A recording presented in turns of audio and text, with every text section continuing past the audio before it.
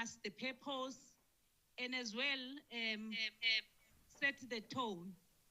So we'll check if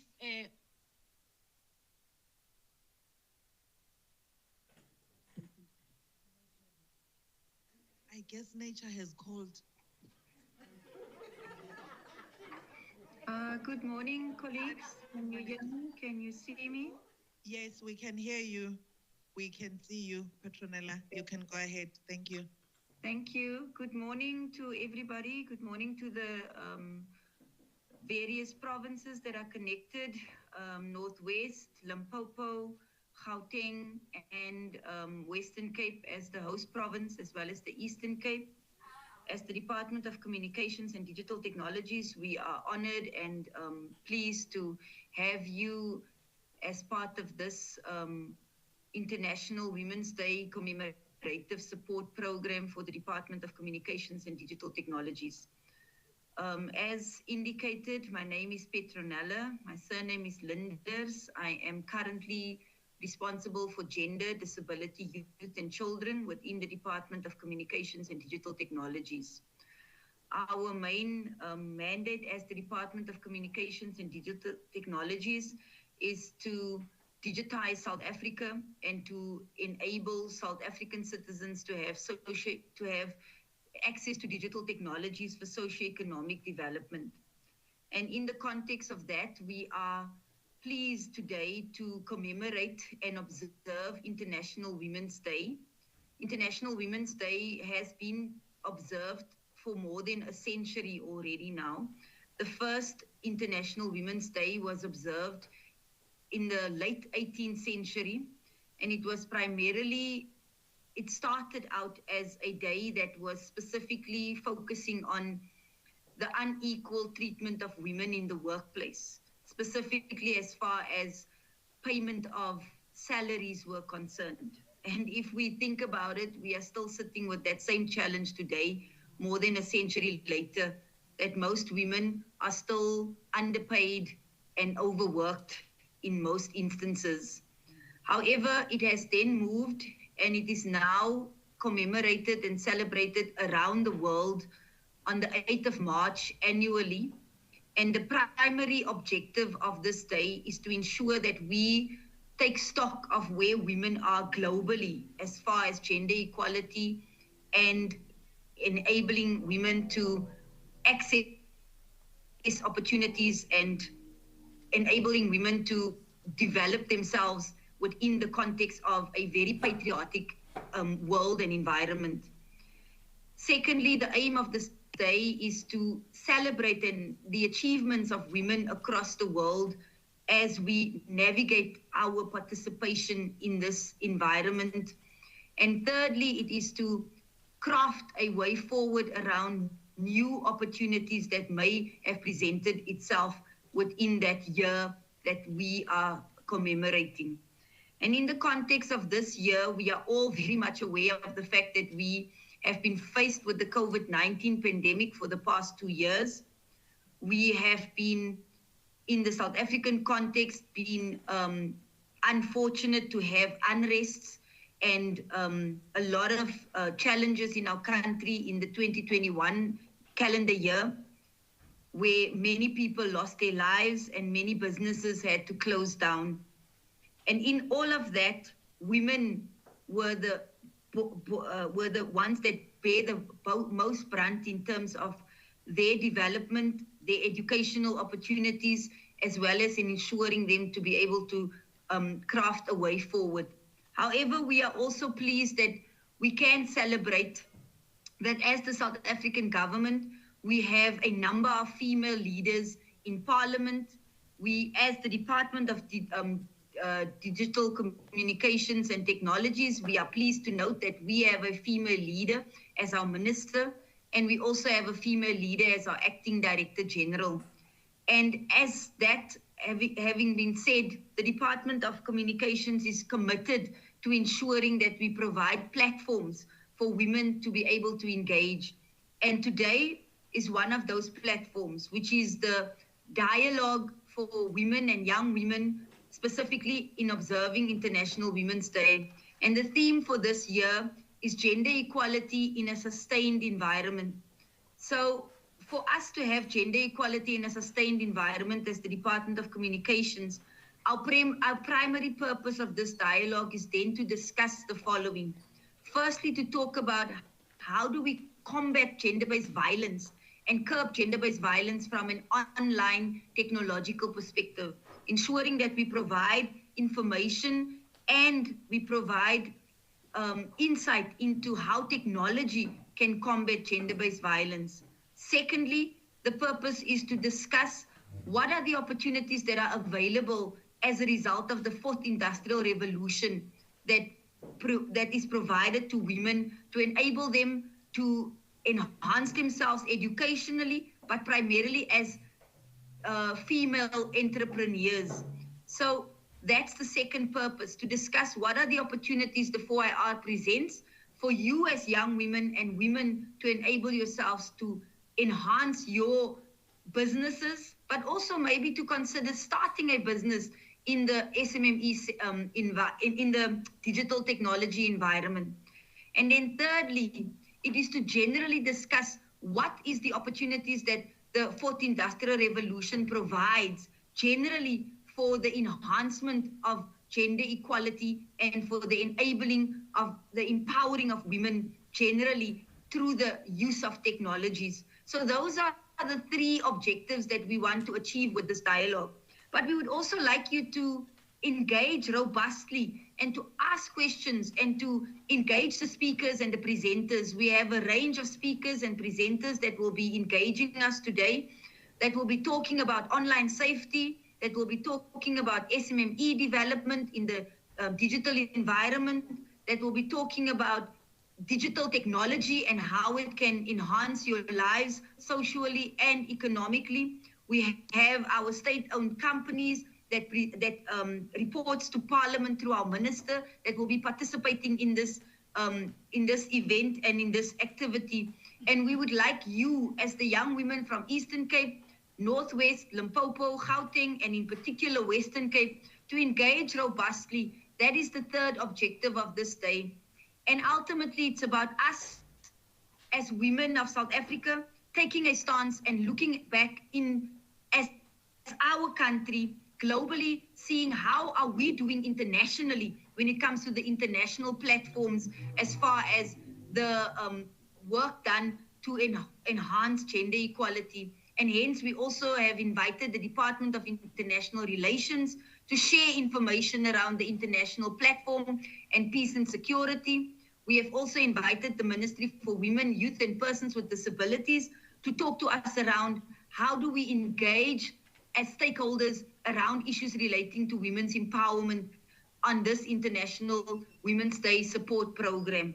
We hope that you will have a robust and an interesting, fun-filled 2 days, and that you will remember the purpose is for you to engage around three issues: online safety, SMME development in the digital environment perspective, and thirdly, to discuss what are the achievements that we have made on an international arena and how do we bring that back home domestically to ensure that we as women and young women are able to dialogue and to ultimately craft a way forward for us as an action plan, so that when we come together next year to evaluate where we are as a country as far as the international environment for women are concerned, we are able to look back and say we've achieved A, B, C, D in enabling us as women to move forward socioeconomically, digitally, and to enable us to have crafted those action plans together, but also to have taken up those opportunities that the fourth industrial revolution provides for us. There are many, many opportunities that's available to you in the digital sector. For example, you are able to start your own digital business. You are able to study in a digital environment. You are able to work in a digital environment, so that we are able to break down the stereotypes that technology is for males, and that the technological environment is more for males, but for females It is about gender equality. It's about ensuring that men and women are able to equally and in the same footing take up opportunities and make those opportunities work for themselves. So with those few words, I would like to welcome you, and I would like to also indicate that I hope that you enjoy the time, but that you also challenge the work that we are doing so that we are able to do it in a way that supports you and enables you to take up those opportunities in the digital environment that we are responsible for as the Department of Communications and Digital Technologies. Thank you very much for listening to me.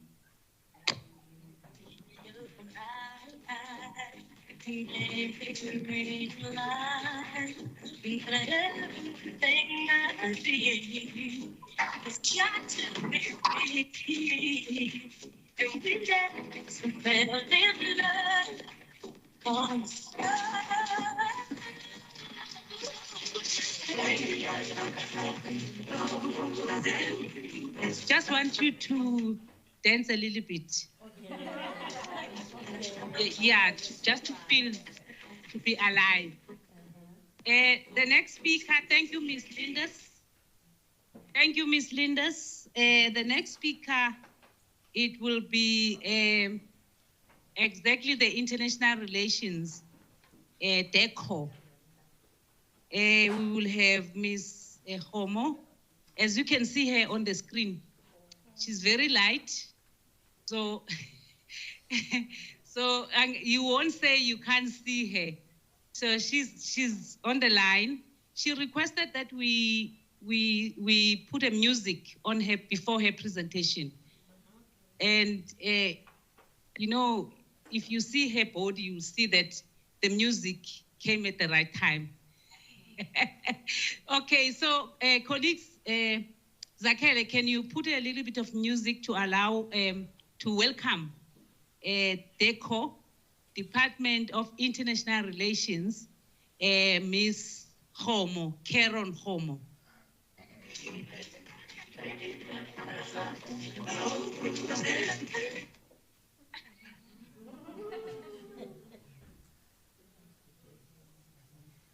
Over to you, Ms. Homo. Just unmute myself. Thank you very much, Ms. Mdlalusi, for steering this very important program on this very important month, which is International Women's Month. That means we're crossing over beyond our borders and recognizing women in their diversity to celebrate this very important milestone that they've achieved. Chief Director Mayor Petronella Landers, who just spoke, I'm always inspired by this woman because every time when she speaks, wisdom, knowledge, understanding always oozes out of her. And then these are some of the women who are in our leadership that we really drink from their well because they are grounded in terms of understanding. And thank you for allowing us to share this platform with you. I'm going to speak to you about the work that we do, and indeed the work that we do as DERCO on the international arena. Just to start, I think you will all want to know that this Department of International Relations and Cooperation, what vision does it have? And as DERCO, we have been given the responsibility to champion an African continent which is prosperous, peaceful, democratic, non-racial, non-sexist, and united, and which aspires to a world that is just and equitable. And if you know about the Department of International Relations, you would really know that all of the work that we do is always gravitating towards this vision, ensuring that as we interact in other countries, and this is what we are sharing. We do have values that also we are grounded our work around, and those values are patriotism, because you have to be a patriotic South African, loyalty, dedication, and the principle of Ubuntu. That is what guides us as we interact in this international platform, and the Batubele. principles that are championed by the Department of Public Service and Administration. We also are guided by the values that are in the Constitution, in particular Chapter 10. Now, we are the leaders in this country, and we are the custodian of our foreign policy mandate. And the task as expressed in our foreign policy mandate is linked to our own domestic and national development plan, you know, the NDP that has got a Vision 2030. Because when you go out, you need to actually take what you're an extension of what you are championing in your country, and you're taking it out. So our foreign policy is informed by our national interests as contained in the National Development Plan. That is the eradication of poverty, creation of jobs, and upliftment of the economy. So those three things, those are the ones that whenever we talk to somebody, that's what we are talking about. That's what we want. We may be having a dinner or a cocktail, we may be having a conference or a seminar, but at the end of it, we want to know that as you come out of that conference, have you picked up something that is going to help us in South Africa to alleviate poverty? Have you picked up something in South Africa that is going to help us create jobs? We don't just send people out for the sake of being there, but we send people out there to make sure that they bring to us the benefits that are going to help us respond to our national development plan priorities. So in terms of our NPSF, the implementation framework of the NDP, DERCO is responsible for the achievement of outcome number 11, which is creating a better South Africa and contributing to a better, and a safer and a better world. I hear that there's an echo, so if the technician can attend to that. Sharon, sorry to disturb you. Can you hear me? There's echo.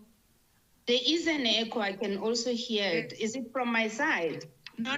It's the PE desk. Okay.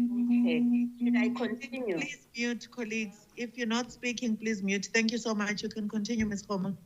Thank you very much. So on the foreign policy mandate, that DERCO is responsible for the formulation, application, and implementation of South Africa's foreign policy.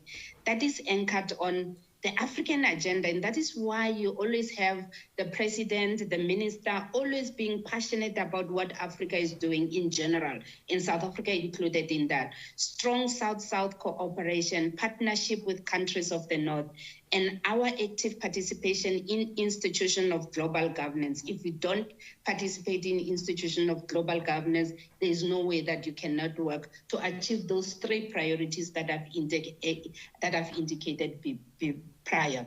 Diplomatic missions abroad are first and foremost responsible for advancing South Africa's foreign policy. So the reason why we have missions in all the countries, not all but some, is because I think we have about 136. We have reduced them based on the priorities and based on the changing economics and changing political setup in the country, that we reduce in certain missions because they are not benefiting us, not because they are not benefiting those countries. Most countries would like to have South Africa in their countries so that they can benefit. But if there's benefit for us, Then I've spoken about the foreign policy mandate. It's very interesting on our side to see that the current minister has actually championed to ensure that there's an increase in terms of a percentage of women representative in heads of missions. So we will be releasing some figures in the coming, I don't think it's 48, 42, I think it's now risen to 48, where the minister has ensured that the heads of missions are now almost closer to 50% of heads of mission, because you know that the international relations, especially heads of mission, is always male dominated. But as South Africa, we have a 50% gender equality, and we cannot allow that to not be represented in our foreign policy.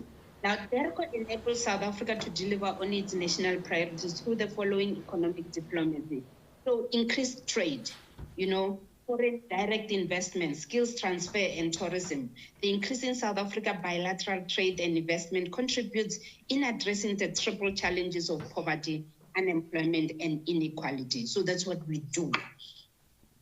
Now, in terms of achieving gender equality and women empowerment, and which is the crust of what I was requested to do here, to say, what is DERCO doing on this element? Because a women empowerment is our priority. Championing 50% gender equality is what we want. Does it reflect when we go outside them? Now, DERCO, we are committed to Agenda 2063, because Agenda 2063 talks about the Africa that we want. We want an Africa that we want to reflect who we are as South Africa. We contributed in that, and then we also committed to the Sustainable Development Goals, with emphasis on the SDG number 5, as well as gender mainstreaming for all other 16 Sustainable Development Goals. We also championing the implementation of the Solemn Declaration on Gender Equality in Africa, and we are leading in that as well. We're trying by all means to make sure that we do not fall off the track. Yes, we do have challenges, but that is what we are committed to, ensuring that as South Africa, when we get to give a report, our report must reflect that we are 50% compliant. We also championed the protocol on the rights of women in Africa. We have actually in the past supported the office that is responsible for the implementation of this protocol, which is the Office of the Special Rapporteur on the Rights of Women in Africa. I happen to have given the opportunity as a South African to go and work in that office and work with the Special Rapporteur on the Rights of Women in Africa, making sure that her office is technically capacitated for her to do her work. So we had to send an individual as South Africa and also support her financially. The African Women's Decade, we have also championed that Beijing +20 Declaration of Action, the United Nations Security Council Resolution 1325. We committed ourselves to that. And the Sandton Declaration of Head of State and Government, that one on 2015, which was under the theme Year of Women Empowerment and Development towards Africa, Agenda 2063, as well as gender policies and frameworks. Now, what does DERCO do with civil society organization? Majority of you who are here come from government and civil society organization, and no government can achieve its priorities without the involvement of civil society. And we know for a fact that civil society, business, academia, and all that, we utilize the knowledge and resources that you have as government to really do our work effectively. And without you, we can't. A lot of our policies have been driven from civil society initially. And it's as a government that we also create an enabling environment in terms of policy development, and also in terms of financial resources. And in terms of the political will, we try to work hand in glove with each other. So DERCO hosts civil society engagement for women on the margins of regional and continental and global high-level engagements. So we bring civil society on board. The example is that we had a women's consultative conference, remember, at the margins of COP17, the Climate Change Conference in 2012. And then we also had a Women and Youth Diaspora Dialogue 2013. This particular dialogue was very interesting for me, because when we had a woman and youth side parallel activities and we brought the women together, it was very interesting. And I think this is a challenge to us, that when we brought the women together, among the women, all of us were of matured age. And when the young people, they were also very vibrant. And then the young people were saying, but Ish, you are too old, you're holding us back. And then the older women were saying, but you are too fast, you're running ahead of time. So we have to find synergy between the two. And then I think going forward, we are now able to say, how do we make sure that we create gender equality across everything that we do? That is why we have the Generation Equality Forum that is driven by UN Women in the past year, and South Africa championed that very well. So we advocate for the proposal of African Women's Mediation Forum and the draft plan of action. That's what we have done. We facilitate consultation and agreements on opportunities, gaps, and resolution of enhancing socioeconomic empowerment, that's what we do. We ensure that women are at the center of sustainable development, peace and security, regional integration, and capacity through training and skills development. That's what we do as well in the department, is that we have report writing and continental, international, and regional treaties. We empowering women to say that when you get called to go and represent South Africa in a particular meeting, are you able to draft an agreement, a continental and international, like treaties that they have been developed? Are you able to contribute in that? That is empowerment that we do. That is the opportunities that we give to women in terms of the capacity training that we have.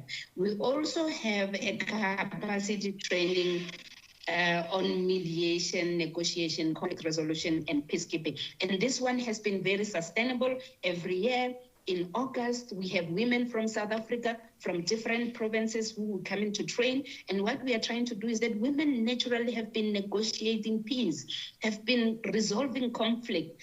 But as a result of conflict, you know, the developments and the trends that are taking place, we need women to then, there are certain tools that they need to also apply, because as we develop as a society, so are the tools of trade that we use. So therefore, the capacity training program begin to empower women and bring them to say the skill that you have is actually a very important skill. Don't underestimate it. We want to harness it. We want to harness your local mediation capacity and bring it to the fore so that you are recognized as being a changer, a peace builder at the local level. And then once we have that, then we have dialogues on topical issues to sharpen the development of our policies. We're enhancing knowledge management. We're accelerating the implementation of this knowledge management through mediation support unit in our unit, women capacity building, we shared about that.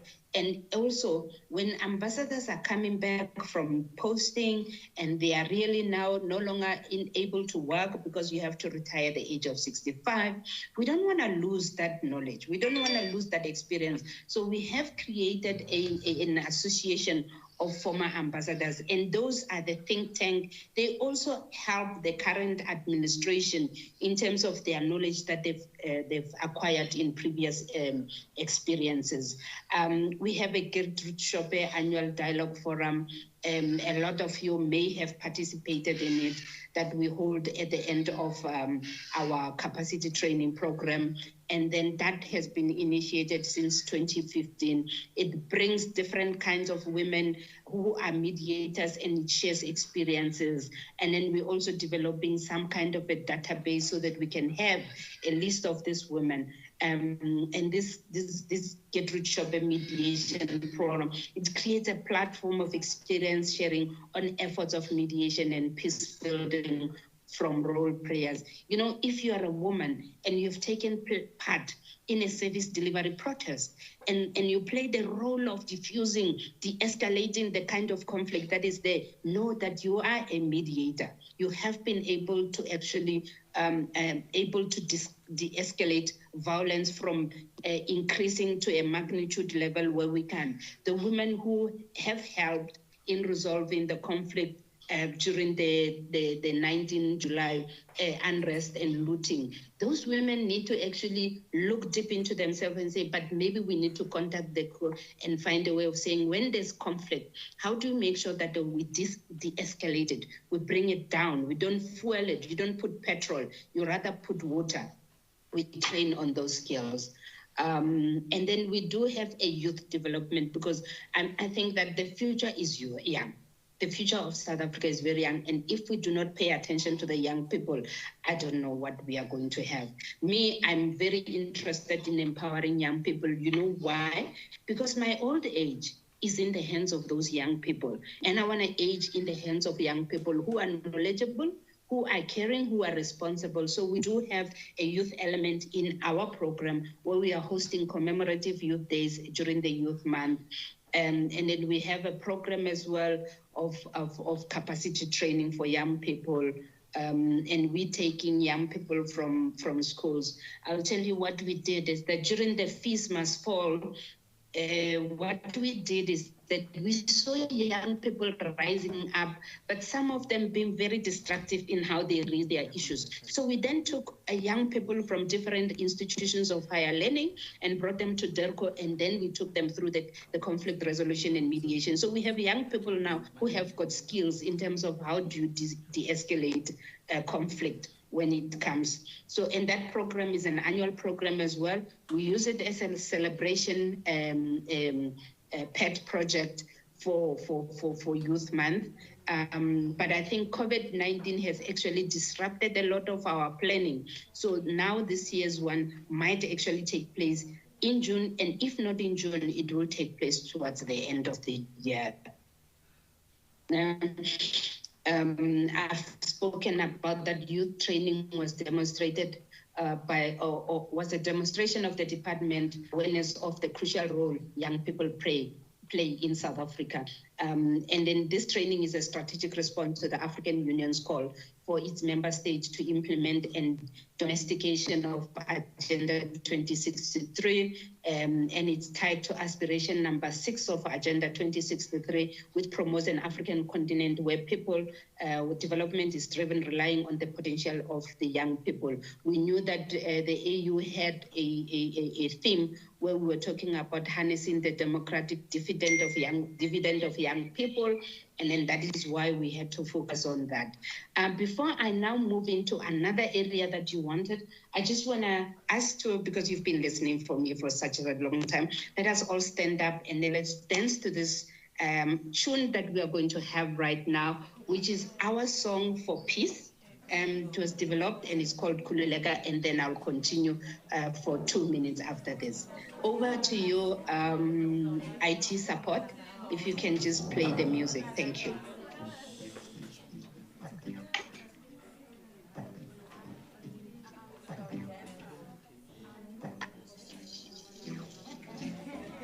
There's a time and a place when the world will be safe. If there's no peace, of love is gone. When there's a time and a place when the world. Let's dance, stand up. When there is peace, the world is strong.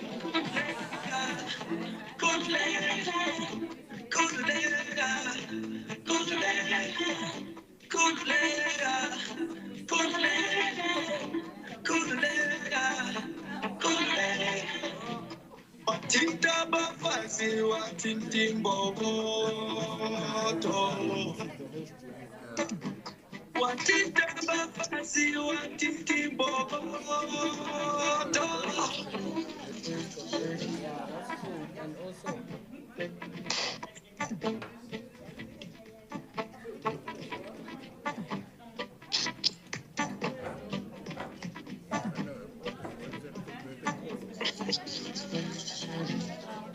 There's a time and a place when the world will be safe. If there's no peace, our love is gone. When there is peace, our world is strong.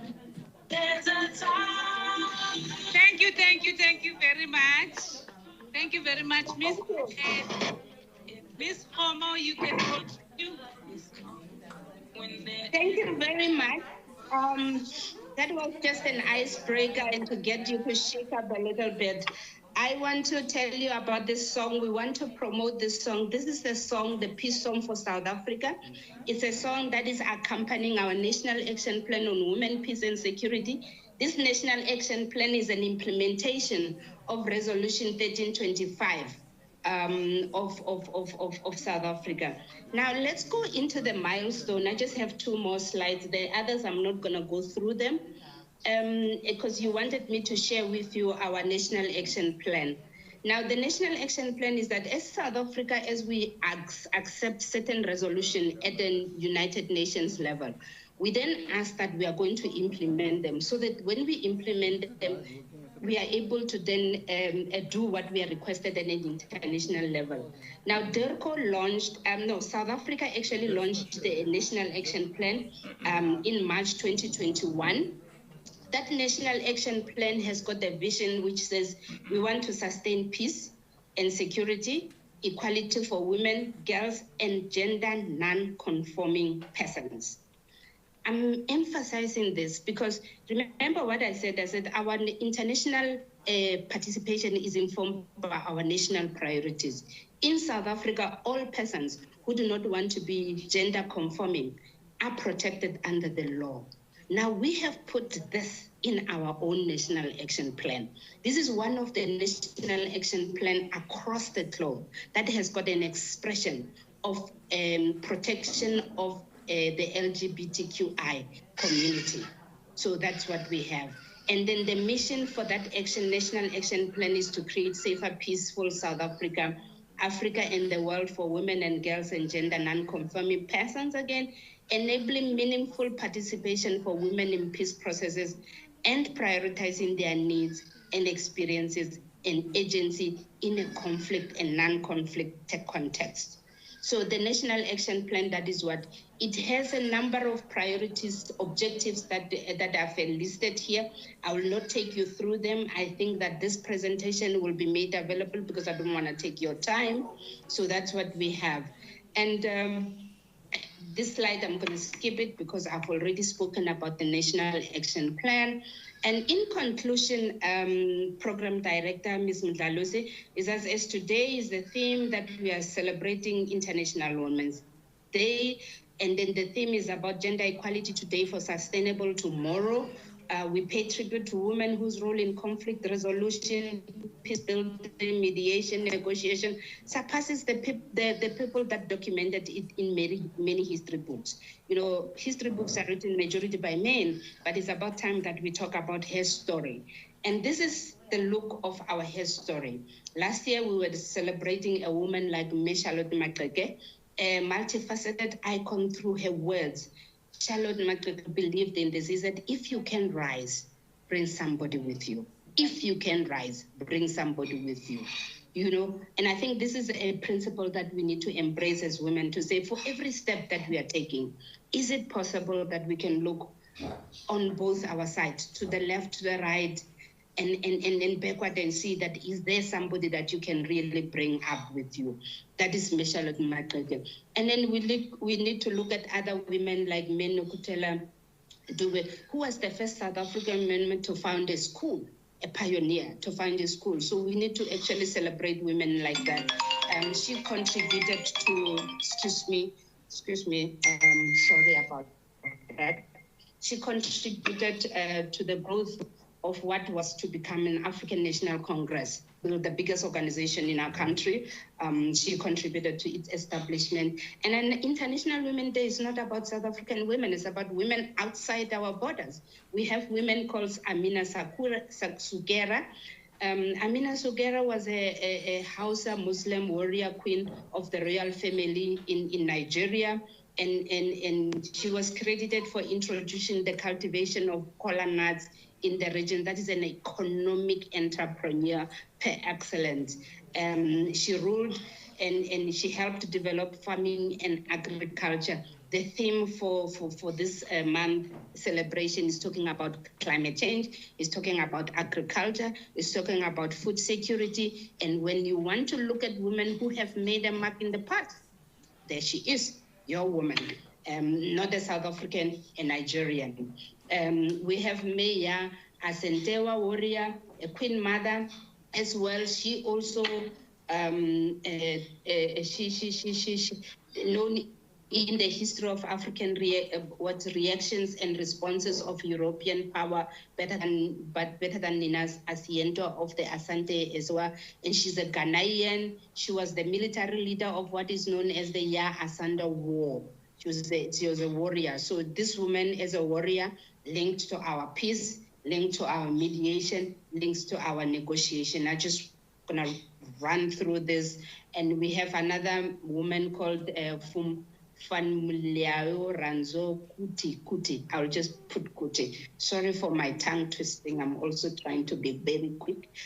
She's also, as she was a very powerful force advocating for Nigerian women's rights to vote, the right to franchise, like our women who marched to the union building as well. So you will get this in your presentations packages, and these are the women that are celebrating. And on that note, with a speed of a lightning, a little bit of dance, I just want to thank you for this opportunity of presenting to you. I'm a bit jealous, I have to confess, that I should have been there in Cape Town with you, but duty calls. I am now in Limpopo.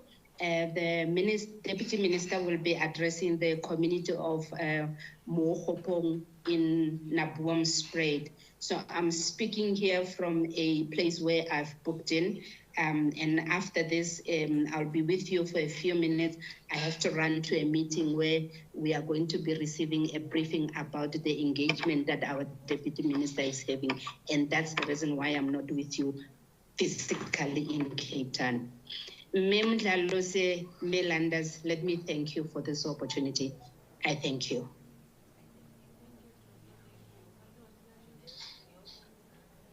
Thank you very much, Karen Homo. Ms.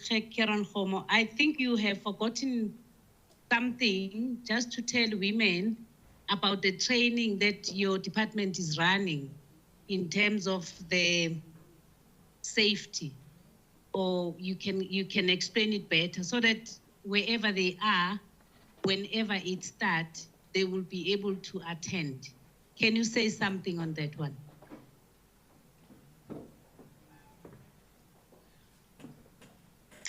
Let me go back to the slide, because I spoke about it very briefly to say that as a department, we are running a conflict resolution, mediation, negotiation program. This program is actually taking women who are community leaders, and then we are training them for a period of a week. It's usually run in August month. What we do is that we then identify women in communities who are working in terms of resolving conflict, who are also working in terms of building peace. And then we bring them to the department. For the past 2 years, because of COVID, it has been run online. But I think depending on how the COVID-19 regulations proceed, we will then be able to run it again in the department. So they come for a period of 7 days. And during the 7 days, we take them through conflict resolution, mediation, and negotiation. They learn about how our special envoys are doing, why do we have special envoys, and then they are also learning into how do you ensure that when you are negotiating a peace, you bring all the actors to a same treatment, same understanding, and how do you make sure that you can actually draft a sustainable peace agreement. So we do that. The program runs in August, and then it also, excuse me, I don't have water here, so my throat is very dry. So we will also run that. So we recruit those women. Mema Dlalose here is also a graduate from that conference, that program. I graduated from the program. It's a certificated program of attendance. And it's followed by the Gertrude Shope mediation program. Is that what you wanted me to share, Mem Dlalose? Yes, thank you. Over to you. As you come back again tomorrow, you will share if there will be a date, so that women and young women that are here, as you know, that the country is in flames. So we need women to be able to deal with those issues. What you have trained us on, these women will do it better, because as I'm looking at the women that are here, they are very young, and also in other provinces, they are young. So if you can do it provincially, it will benefit the country. But thank you very much for coming this time. It's really appreciated. I was a bit unhappy when you said you are not coming because you have other responsibilities in your organization. But when you promised that you would be here, I'm very happy, and you were very clear in your presentation. Thank you very much. And you also made us happy to make us to dance a bit. I saw that there are also other stiffy ones like me here. By end of the day, I'll teach them.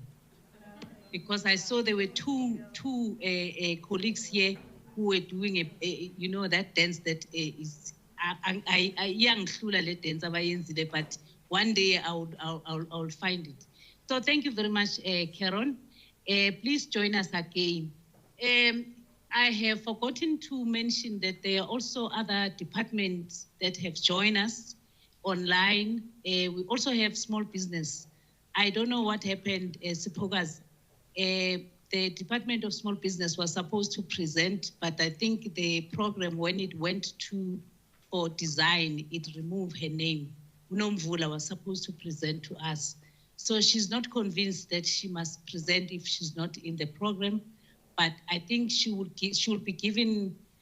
actually find space to talk to young women, because the small business department talks about the empowerment of women. She is driving that part. So we will really plead with her just to give us some brief tomorrow. So you must also share the link that you've been given. If you don't have a link, our person at the back, Zakele, will give you a link. The link, you share it with people that are not here. We don't want to have everyone here, but we want everyone to understand what we're doing, meaning that they must join wherever they are so that they know the department is doing work, and also share. We are also sharing information to each other. So by moving with the program, we have a colleague in our department, Sister Nozipho Sihlahla, a director, who's going to talk about the digital program, the digital skills, everything. If you want to know about technology, she's one of those that, she's intimidating me. I was not finished. If you want to know about the technology in 4IR, sit tight, because we have many colleagues that are here that are going to share skills. So Nozipho is going to share the digital skills. She's going to share the digital strategy that the department has.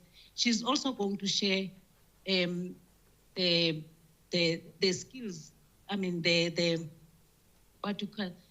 skills that you can assist yourself with. So don't want to waste her time, but we also have others that are here that are going to talk about strictly 4IR. But she will talk about digital skills. She will talk about the strategy, the digital strategy. She will talk about other courses that you can do, the future courses on the 4IR. Thank you, Nozipho. Maybe before you come in, I see the hand, Tina.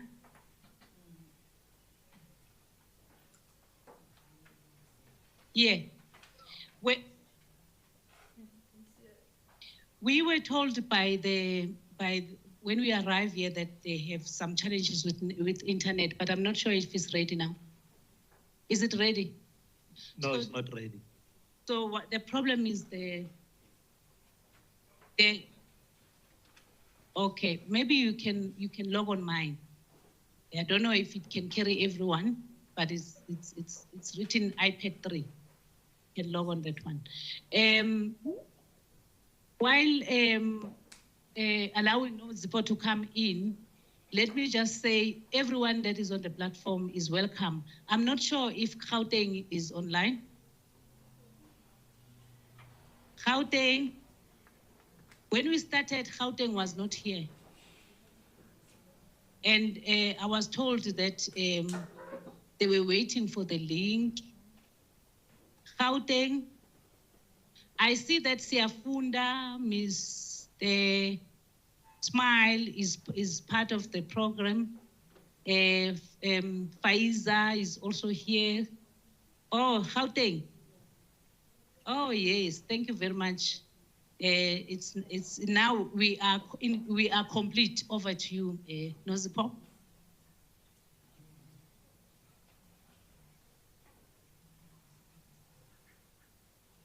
She's reminding me that I must spray.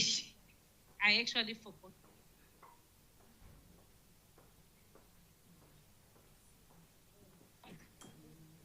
Sorry, ma'am. There's a clicker. There's a clicker on the lectern for you to advance your own slides. Yeah, just the big green button. Yeah, yeah.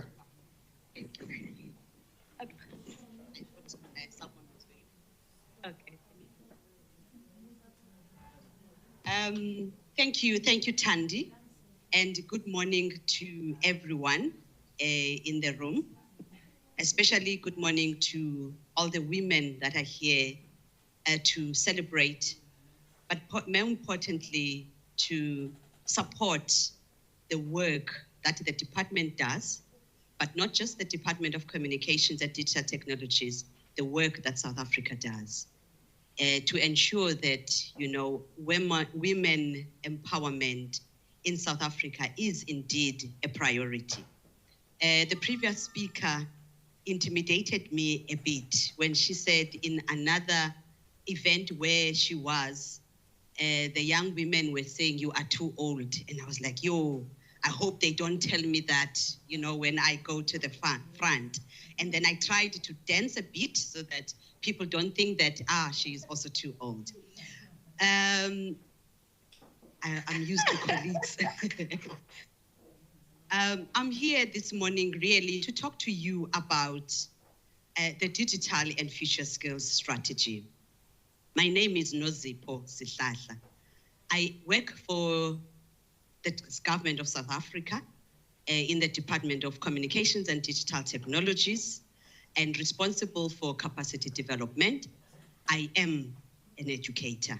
I am a teacher. And one would say, but what do you want at communications?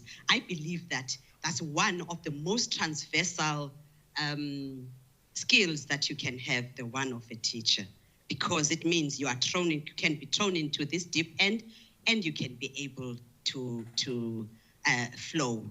But that is not, today is not about me. It's about me sharing with you the program that the department has on the digital and future skills.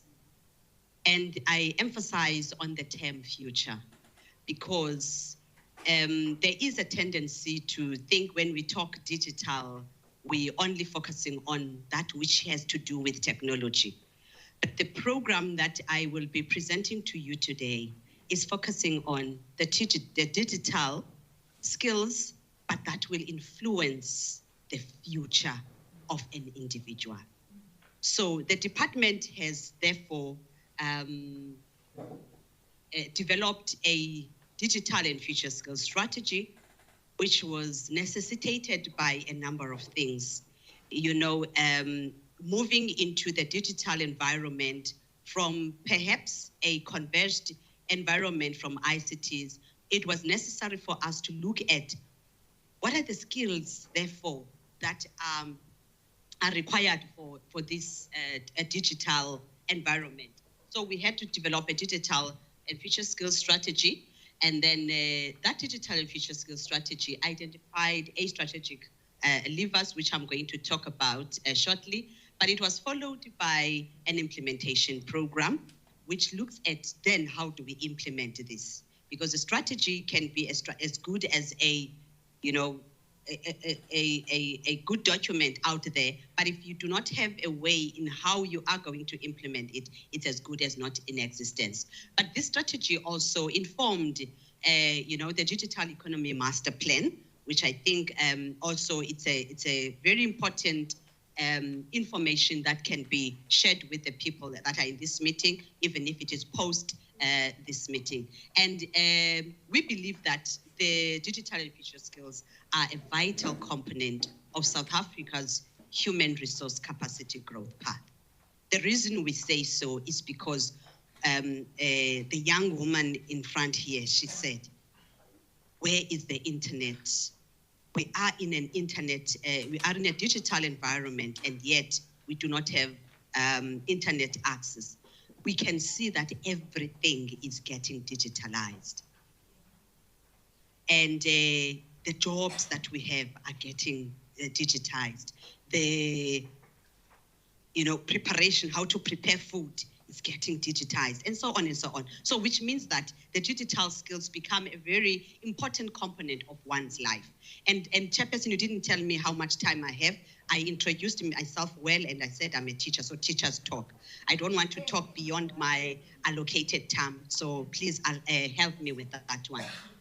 And the strategy, therefore, has got a broad vision of looking into a society that is digitally adoptive and digitally adaptive to ensure inclusivity for future generations. That's why I was saying it is not just a strategy that is looking at the digital skills, but it's looking at the future empowerment thereof. And there are 4 anchors of the strategy. It is agility. And I like the term, there of agility, because we cannot talk digital skills development and we talk about a rigid environment. Therefore, that is why we believe that a digital skills program has to be very agile to be able to, respond to the digital developments that are taking place at a very fast pace. But we're also looking at the issues of creativity, critical thinking, and problem solving. And I'm not going to bore you much on that one, but this is just an overarching perspective of what this digital skills environment is all about. And just to mention that for an economic and a social innovation in all sectors, over the next 5 years, which the strategy is looking into, but also looking into 2030, there are key things that are important. One, it is the policy and the regulatory environment.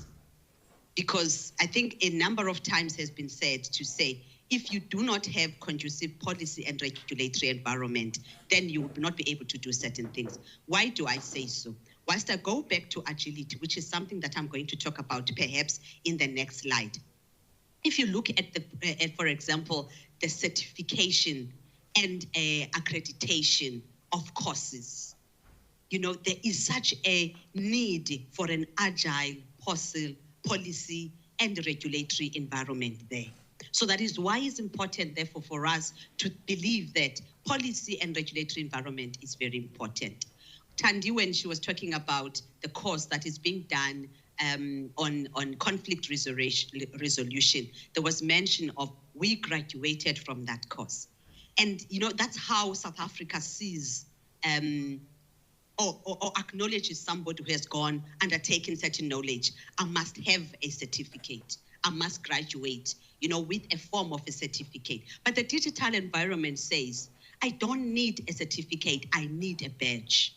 A digital badge that will say, I have done this. So when I go and apply for that, work opportunity, you should be able to acknowledge my badge. You shouldn't be expecting me to produce a particular, certificate of what. But the digital badge should be, you should be able, when you access my profile, be able to see the type of knowledge that I have accumulated through digital badging. So that's why that's what we mean by a policy and a regulatory environment which is more agile to the needs that we are facing. We're also talking about the need for digital applications for business growth.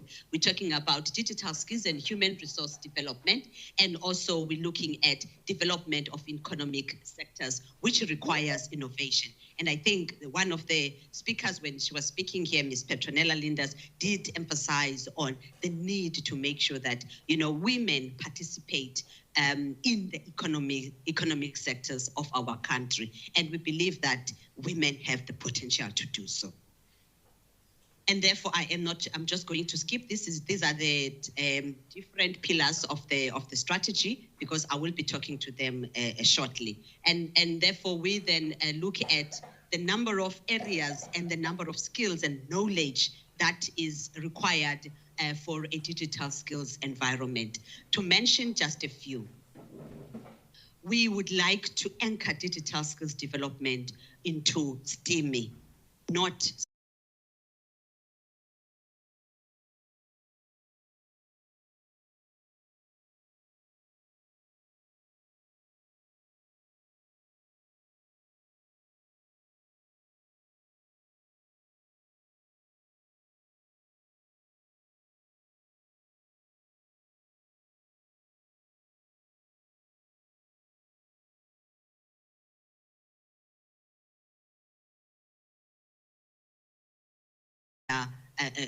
a ball game. So that's why we believe that at the center of the development of digital skills, of the Digital and Future Skills Program, we need to look into all these elements. And therefore, the chart that you see there then tries to explain the different areas and elements of STEAMI, and it's emphasizing the areas that we need to focus on, which will then be our guide on how do we do digital skills development at entrepreneurship and innovation, data science and analytics as part of the area of mathematics and engineering, and then material science and additive area as part of the manufacturing, as well as Internet of Things, cloud and network engineering as part of the future skills that we are talking about. So as I said initially, the digital and future skills strategy has got pillars, and the first pillar that we are looking onto is the foundations. Unless we start mainstreaming digital skills from a foundational level, our efforts are futile. We have seen it. That's why we have got what we call now reskilling and upskilling, or perhaps sometimes catch up, skills development, because other people missed the foundation insofar as digital skills development is concerned. So this one is looking at building digital and future skills foundations, and is outlining a number of interventions that need to be done. And these, can I call you my colleagues? Okay, because I think it's easier, or friends. Maybe I call you friends, because these are the measures that when we talk about our stakeholders that are supposed to be implementing them, we emphasize on them. For example, we cannot talk digital skills foundations without curriculum innovation or curriculum review for that matter. And we are happy that the South African Department of Education is looking into that. You know that now introduction of robotics as part of the curriculum at an early age or at the early levels is part of the broad curriculum innovation in the country. So we want to build and strengthen that part as part of building digital skills foundations. We also look into the issues of pedagogical knowledge for teachers, not just to use computers to teach, but to be able to have digital skills for teacher development, as well as curriculum delivery. So those are the things that we emphasize when we do programs that are looking at digital skills development. And more importantly, it is the issue of the infrastructure. And I hope this presentation will be shared with you so that you can really engage with the things that we are making there. But we are saying if young people have the skills to function effectively in any part of the 21st century and economicized society, that would be the vision that we have when we build these foundations. And then the next one is looking at the advanced or intermediate and advanced, which we call future mastery skills. That is now somebody beyond the level of a schooling, when you go the normal schooling, which is your basic education. When you go to tertiary, when you go to informal training, when we use the training environment which is just beyond a normal traditional university and a traditional a college as we know them. So that one is looking at the whole value chain and an ecosystem, which says we need to have a future-oriented system wherein we are not looking at a TVET college student differently from a university a student or university graduate. So the digital environment and the skills that we provide should be able to close and create that continuum between the area of digital skills development or training environment for that matter. We want to promote higher education institutions. That HEI is there. It's a higher education institutions which use platforms for advanced digital skills development. I'm going to talk to that quickly. And then we also want to promote a vibrant ecosystem for digital entrepreneurship. Now, the second one becomes even more important, friends, because we all know it is not always possible to convene like this. And therefore, we need to adopt and adapt in digital skills development in a way that will make me and you be able to acquire knowledge wherever you are. We have experienced a situation where when we try to promote or conduct training through online learning, which is passionately known as MOOCs, that is the mobile open online learning. A lot of people do take up the training, but they never finish. They don't have the tenacity, to continue with the self-paced learning and all that. So we would like to see an environment that changes, that says, I don't necessarily need to go and look at Nozipho somewhere teaching me simply because she is a teacher. I can be able to take up this. And the key question then that I'm sure all of you are having in your heart is say, Nozipho, data. Yes, it is an issue, the issue of data. That is why we advocate for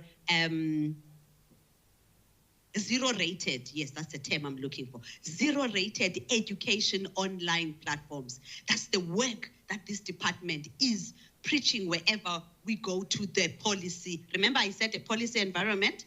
So a policy environment that says we must be able to provide zero-rated online platforms so that we are able to do the massive uptake of digital skills development. Because a lot of people, that becomes an inhibitor, the data. But we have also seen that it is not always the data. It is also the comprehension, to do online learning. People still prefer the traditional way. And we would like to say, as young women, upcoming women in the digital economy, encourage even yourself. Let me just ask, how many of us have done and completed online learning in this room? Any online course done and completed? You see? It's time to experience indeed. It's time for us to experience learning differently. Because if you look at the hands that are here, we are not really agile, nati, in terms of how we train. We want to go to a place. We want somebody to, and when you look into the environment, there is a plethora of skills, digital skills that are there, which people can do as part of empowerment in one way or another. Chairperson, let me run quite fast. And then the next one is looking into the workplace. We are saying, even those that are in the workplace, there must be, as I said initially, the reskilling and the upskilling. And there we're talking about making sure that there are opportunity zones and digital skills centers, making sure that within those that are already working, there is digital skills development programs, and then also workplace-based learning, because we believe this will lead us into a transition of a workplace 1.0 to a transition of a workplace 4.0, where extensive digitization is available. So the strategy then, if you can see, there is that build up from the foundations to the workplace. And then also, and I think we are coming closer now to perhaps most of us who are here, we are looking now into also the digital skills for Society 4.0. Who is Society 4.0? Society 4.0 is everyone and anyone. Either you are in a traditional learning environment or you are outside. The society says we must be able to take on board everyone. That's why we call it a Society 4.0. And somebody would call it here, is it necessarily a Society 4.0, Nozipho? Maybe not. Maybe we can call it a digital society. Maybe we can still call it an information society. But I don't think that it's only about information. I believe that now it's really integrating all these things. And one can come out of this and saying, I choose not to call it Society 4.0, but I choose to call it digital society. But what does it really mean? It means that people who are really digitally literate. We have seen how smart technologies have made us to transcend from, the normal way of telephony to the smart telephony. Now that's on its own digital literacy, but it should go beyond that. It should go beyond that to a point where, you are able to make certain transactions without necessarily wanting to go and literally queue for Home Affairs, for example. I'm sure we all agree. All of us, when we think about going to Home Affairs, you're like, yo, yes. Can we beat that by us, really being digitally literate? And Nozipho, how do I beat it? Because in my community, we don't have a Home Affairs that is, digitally friendly for that matter. Yes, it is a fact. It is a fact, but it also means that also from our side, there are certain things that we need to look into. So when we talk a digital society, we talk about such people. We talk about an environment where people are able to really improve their own health using the digital platforms. Hence, we call it a digital health literacy of citizens. And this one really is to, in a nutshell, the bubble there is just trying to tell us what is it that we are going to achieve out of doing that. Your digital also. All right, and then here we are emphasizing on those that are not in employment. Whenever I talk about this slide, there's something that kuyaluma khona amaXhosa apha ne. Yeah, kuvekulume, because real, and yes, how to say it in English. Can somebody say it in English? It bites.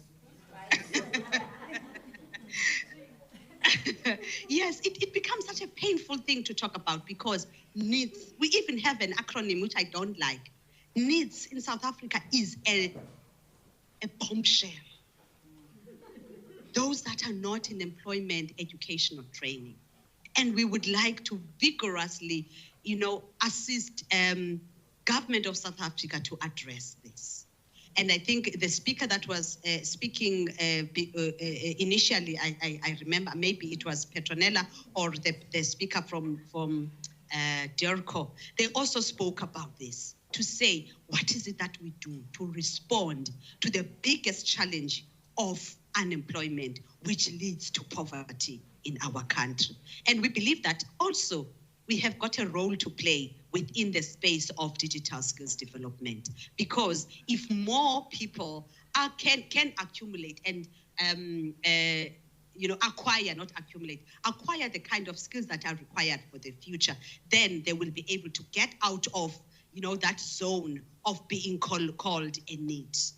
And I just want to encourage us today, if you are in that space, firstly, reject it within yourself. It's an important acronym, right? I don't say it's wrong, because it's trying to say, if we classify them, then we will know what to do about them. But if you are in that space, let's think about okay, these digital skills. What are the skills that I can do? And I'm going to show you now in a moment the skills that are required by employers. So how do I get there? Be hungry for such to say, will this take me out of the need zone? And I'm going to show you some of the skills that are highly required by the employers out there, by the economy out there, in South Africa and beyond. We all know that now in the new way of working, we call it new, but really maybe it's not new. But in the new way of working, you can work in South Africa and be based in somewhere else. You know, so if you have those skills, then it means you can have the ability to break out of this, looking for employment in South Africa where there is lack of employment and be able to find it somewhere else. So I will move then quickly, Chairperson, and move on to then this one. It is now coming closer to, so Nozifo, you are talking about all this. What have you done or what are you doing? How can I be part of this in one way or another? All that I have said here is not something that, and I think it's a cliche what I'm going to say now. It's not something that only government can be able to do. And I think you've heard that a number of times and you're like, okay, don't tell me about that one, I've heard it before. What is it that I can be able to do to be able to be part of this?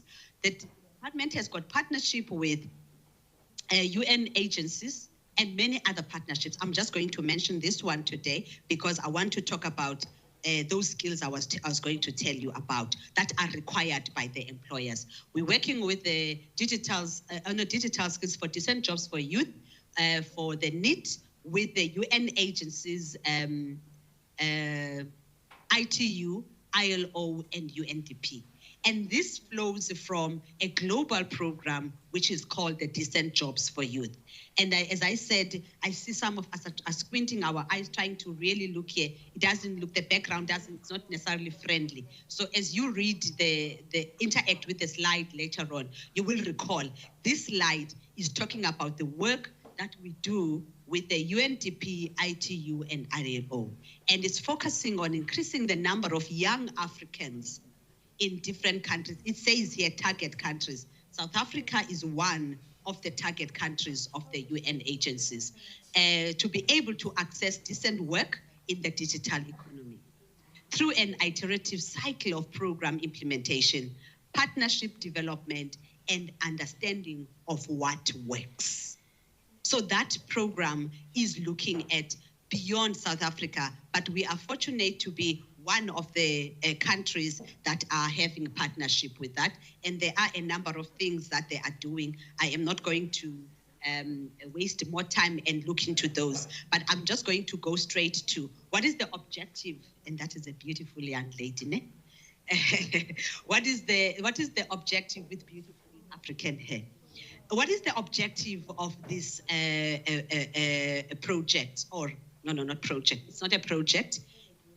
It's not a once-off thing. It's more of a comprehensive program. Those are the objectives: to improve alignment between digital skills development needs and in the labor market. Is to respond to the needs of the youth need and facilitate access to learning. Is to increase number of young people participating in a growing digital economy and to make a direct contribution to the system of support available to young people and to support the matching and linking of young people to training and job opportunities. So we said, okay, we have got these objectives, and if we look at these objectives, perhaps it's something that we all know about. Perhaps it's something that has already been, said in the digital and future skills strategy in one way or another. Perhaps it's something that has been said in one area. I don't know now, my slide looks a bit clumsy, but I hope you can be able to see what I am talking about. We then had to contact, do we have a, yeah, thank you. We had to contact some employers. If you look there, it says, survey with employers in South Africa.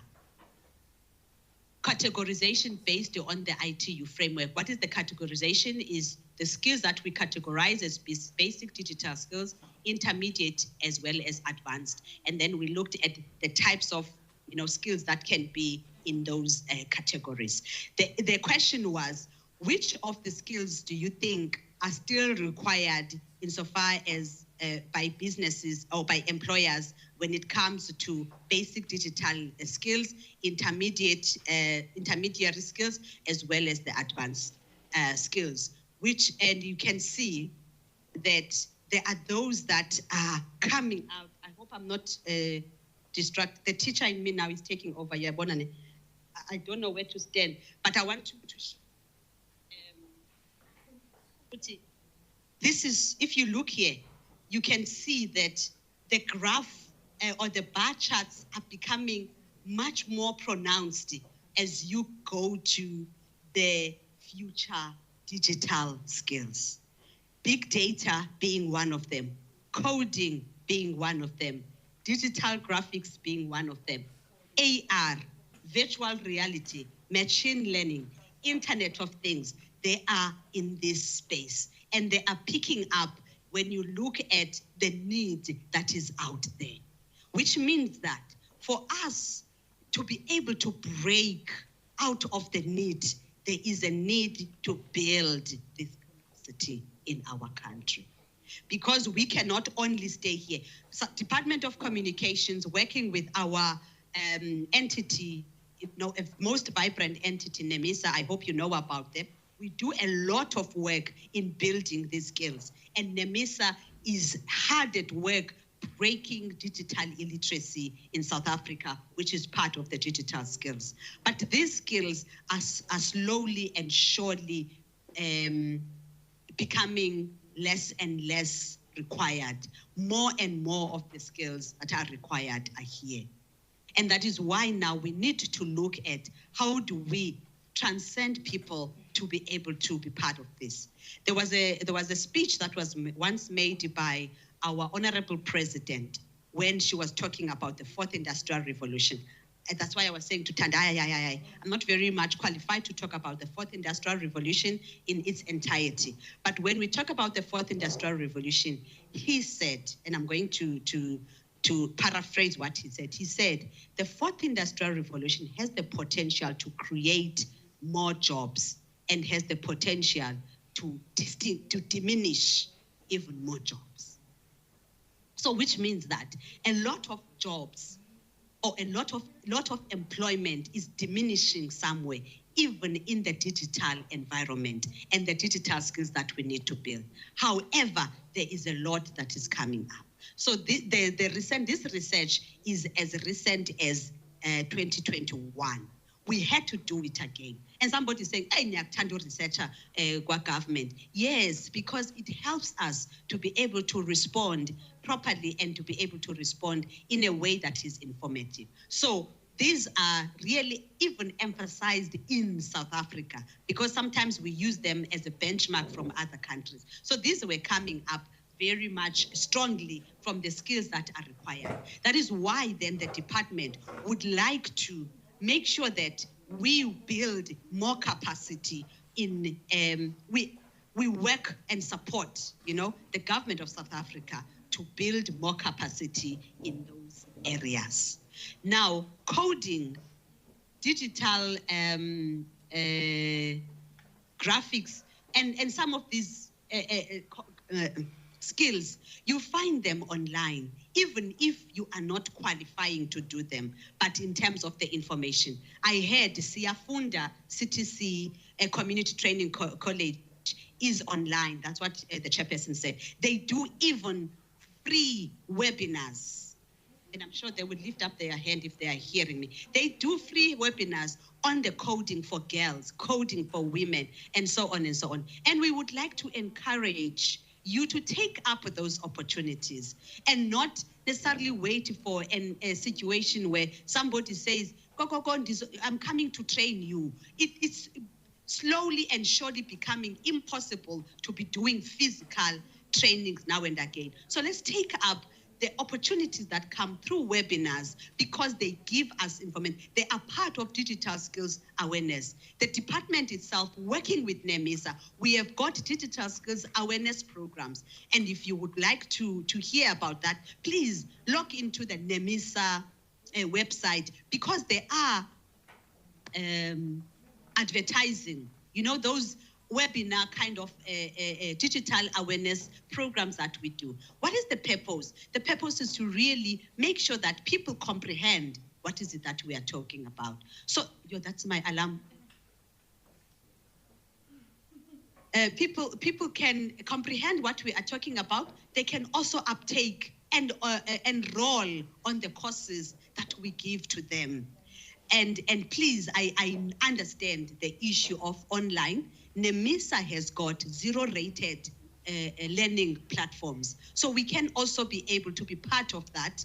And I'm talking about NEMISA because that is our implementing arm. That is what government is doing, because you are asking yourself, Nyenzenjani? Go to NEMISA website, see the programs that they do, so that you can also slowly but surely become part of this. But NEMISA is not the only training platform. And I'm sure even here, there are some who have got other platforms that they know about or other training interventions that they have. So those who have not yet really taken up to do that, I would like to encourage you to, because you can see where the future is going. And now this is the perspective. This is my last slide now, Chairperson. This is the perspective of the young people when it comes to the area of digital transformation.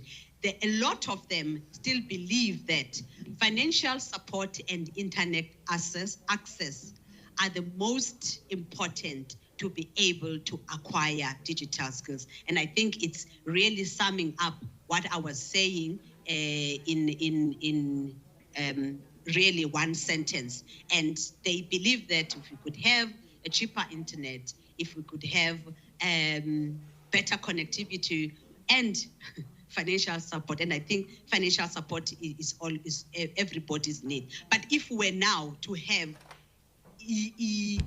what I call a 0-rated learning platform, would you still go there?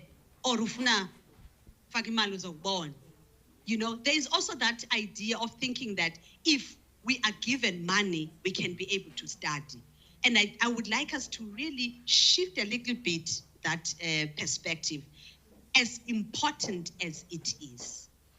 But for us to be able to really get to the future of where digital skills environment is, we need to take certain responsibility. It is my role and my responsibility to just go when I have got that smallanyana data of not using it on only, I am not bashing WhatsApp, not using it only for WhatsApp chat. Go and check, what is this coding?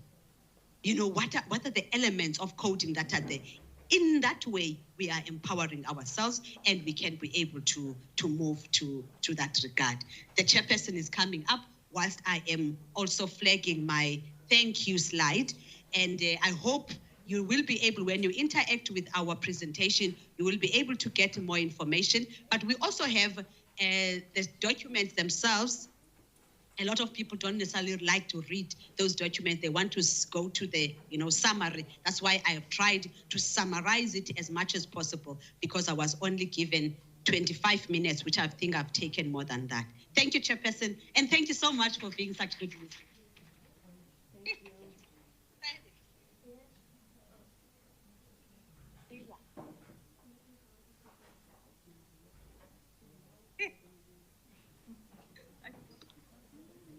Thank you very much, Nozipho, for the lovely presentation. I think everyone here, Ukuzwile, we heard that you are a teacher. You've been teaching us. So we really appreciate the free teaching. So, yeah, and this teaching it's so important because it talks about the future. And when I look at the house, we have the future. We have young people that are here. You are the future.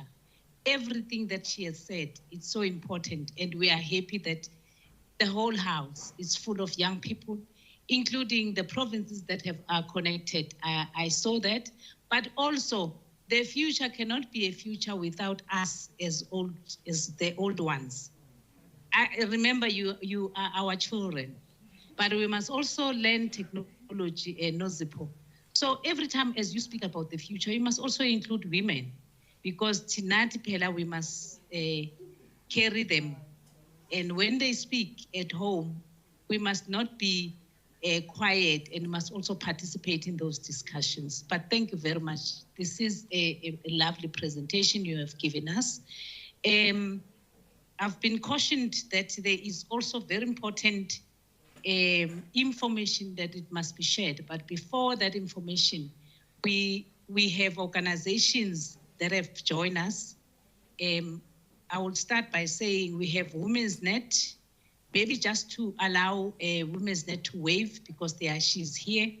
We have a long history with Women's Net. Please wave nicely. She likes technology. This one, I know her. We have met her a long time ago. So this history with Women's Net, it's been a very lovely one. She's one of the women, old women like me, or matured women like me, who likes technology. She has been the one that are teaching you on technology, and she knows it. And we also have Siafunda in the platform. Siafunda, you are acknowledged again. And you also heard what Nozipho was talking about in terms of Siafunda. Siafunda is everywhere. We are also benefiting as a department in terms of Siafunda because they are assisting many women in the country. We run around with them. Yesterday we were in Wynberg doing a training, a digital skills training awareness, Nozipho, connecting 2 provinces. We have connected Gauteng and here. There's 2 schools. That school here is Dominic School for the Deaf. And we also connected JJ Masipa in Gauteng. We were doing the skills. So you don't actually need to be in Gauteng for you to learn the skills. You can be anywhere. We have done that with children with special needs. So you actually are able to do anything wherever you are. We also have in Zalabantu, women in technology, women telecoms. Majority of them, I'm not sure if they are here. Do we have them here? Oh, yes, we do have, but there are very few. Can you raise it better, the hands? So we have in Zalabantu women in telecoms here. They are also a national organization for women. They are everywhere. I was told that majority of them, they are in PE, but we'll also keep on engaging each other, but they are here, and their organization will present tomorrow. We also have a Meta. Do you know Meta? Can I check? Not you. Can I check? Do we know Meta? Yeah, I know you will know. We have Facebook, Meta. Nomonde is here, and other. I saw Phil is also here. So now they are called Meta, but I'm not an expert of Meta. We do have expert. Nomonde is going to tell us. We also have the Department of Small Development, as I said earlier, that we have Nomvula, and now there is a Nomonde. You see the beautiful face. She also looks like a very young one. And then we also have Azile Investment. She is working very close with Inzalabantu. Those are women organizations. We want this women organization to be empowered. She's one of the women that are empowering many women in the country. Azile Investment, led by Buisiwe Gumede. She's based in Durban, but all over the country, similar to what Women's Net and Inzalabantu is doing. So we have a Nozipho women organization here that needs empowerment. As a next speaker, they will want to hear what is Meta Facebook is about. What are they caring for them? You know, Mos, we are giving you money as we are always logged in on Facebook. Even now, people are asking, why are you not logged on Facebook so that we can see the event? So maybe before you come in, Nozipo, I will request Sipogazi to talk to us about the Poppy Act. Remember that you are here, but you are also, we also need to comply. So we do have experts in this field. So they will assist us. Stan, you like pressure? Yo, I'm not an expert on Poppy Act, on record. Colleagues, I've noticed that I'm also going to address you as colleagues. Like, I don't know what to say. There's women and there's men. So I would have said ladies, but now colleagues will do. I've noticed that people are taking pictures. Even now, they're taking pictures of me, and I did not consent to that. So